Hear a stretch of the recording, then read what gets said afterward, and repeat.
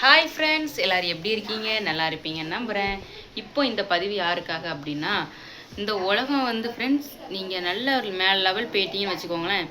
ஆஹா, எப்படிரா இந்த அளவுக்கு உயர்ந்து போனான் அப்படின்னு சொல்லுவாங்க. அதுவே நீங்கள் தரமட்டமாக கீழே வைக்கி போயிட்டீங்கன்னு வச்சுக்கோங்களேன், இவனுக்கு தேவை தான், போக தான் செய்வான் அப்படின்னு சொல்லியும் பேசுவாங்க.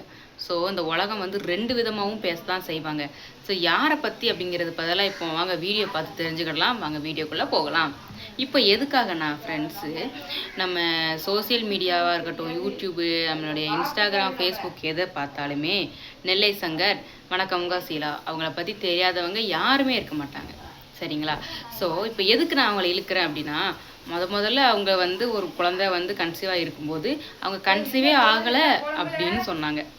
அப்படின்னு சொன்னதுக்கப்புறம் அவங்க கன்சீவாக இருக்காங்கன்னு கன்ஃபார்ம் பண்ணதுக்கப்புறம் இவங்க சும்மா தான் சொல்கிறாங்க அப்படின்னு சொன்னாங்க. ஏன் அந்த முதல் குழந்தை பிறந்ததுக்கப்புறமும் கூட இது அவங்க குழந்தையே இல்லை, தத்து தான் எடுத்திருக்காங்க அப்படின்னு கூட சொன்னாங்க. சரி, அதை தான் போட்டோம் அப்படின்னு பார்த்தா 2வது அவங்க கன்சீவ் ஆனாங்க.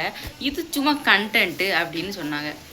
அதுக்கப்புறம் இப்போ அவங்களுக்கு வந்து வளகாப்பு பண்ணியிருக்கிறாங்க. இப்போ இந்த வளகாப்பு பண்ண வீடியோவை வெளியிட போது அந்த வீடியோவுக்கு கீழே கமெண்ட் பண்ணியிருக்காங்க, இவங்களுக்கெல்லாம் எதுக்கு இந்த வளகாப்பு அப்படின்னு சொல்லி கேட்டிருக்காங்க. நான் என்னன்னு கேட்குறேன், அவங்கள பற்றி உங்களால் பேசாமல் இருக்க முடியாதான் நான் கேட்குறேன். அதாவது பேட் கமெண்ட் பண்ணவங்களுக்கு ரொம்ப கஷ்டமாக இருக்குங்க. ஒரு குழந்தை இந்த உலகத்துக்கு வருது அப்படின்னா அது கடவுள் கொடுக்குற ஒரு விஷயம். எத்தனையோ தாய்மார்கள் வந்து குழந்தை இல்லாமல் கஷ்டப்படுறாங்க.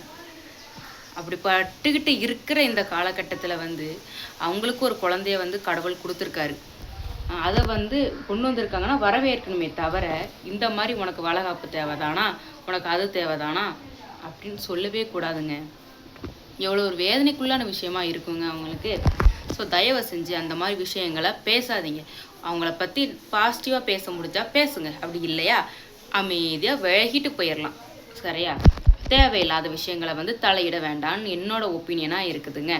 அது மட்டும் இல்லைங்க, இப்போ பார்த்தீங்கன்னா அவங்க வளகாப்பு பண்ணட்டும், என்ன வேணாலும் பண்ணட்டுங்க. ஏன்னா அது அவங்களோட பைசால அவங்க பண்ணிக்கிட்டு இருக்காங்க. இதுலேயே நீங்கள் தேவையில்லாமல் நீங்கள் கமெண்ட் பண்ணிக்கிட்டு இருக்கீங்க, அவங்களுக்கு வளகாப்பு தேவைதானா, அது தேவைதானா, இது தேவைதானான்னு. யாருக்குமே பேசுகிறதுக்கு உரிமை கிடையாதுங்க. அது அவங்களோட ஒப்பீனியன், அது அவங்களோட சாய்ஸ், அது அவங்க விருப்பம். அவங்க பண்ணட்டும். நீங்கள் தயவு செஞ்சு யாருமே தயவு செஞ்சு பேசாதீங்க. பேட் கமெண்ட் பண்ணவங்களுக்கு. எனக்கு பார்த்தோன்னே ரொம்ப கஷ்டமாக இருந்துச்சுங்க. அது வளகாப்பு அப்படிங்கிறது வந்து அந்த குழந்தைக்காக பண்ணுற ஒரு விஷயமா கூட இருக்குது. அதை வந்து தயவு செஞ்சு யாரும் பேசாதீங்க. நல்லபடியாக அவங்க குழந்தை பிறந்து அவங்களுடைய குடும்பம் நல்லபடியாக இருக்கணுமேன்னு சொல்லி வேணால் விஷ் பண்ணுங்களே தவிர, இந்த மாதிரி விஷயங்களை யாரும் பேசாதீங்க. எனக்கு சொல்லணும்னு தோணுச்சு, அதனால தான். சரிங்களா? ஸோ ஓகேங்க, இந்த பதிவு எனக்கு சொல்லணும்னு தோணுச்சு. அதுக்காக யார் மனசையும் புண்படுத்துறதுக்கு கிடையாது. முக்கியமாக அந்த விஷயத்த சொன்னவங்களுக்காக தான் இந்த பதிவு. சரிங்களா? அந்த பதிவு பிடிச்சிருந்தா லைக் பண்ணுங்கள், ஷேர் பண்ணுங்கள், சப்ஸ்கிரைப் பண்ணுங்கள். முக்கியமாக நம்மளுடைய சேனலுக்கு உங்களே ஆதரவு கொடுங்க. பாய்ங்க, நெக்ஸ்ட் வீடியோவில் பார்க்கலாம்.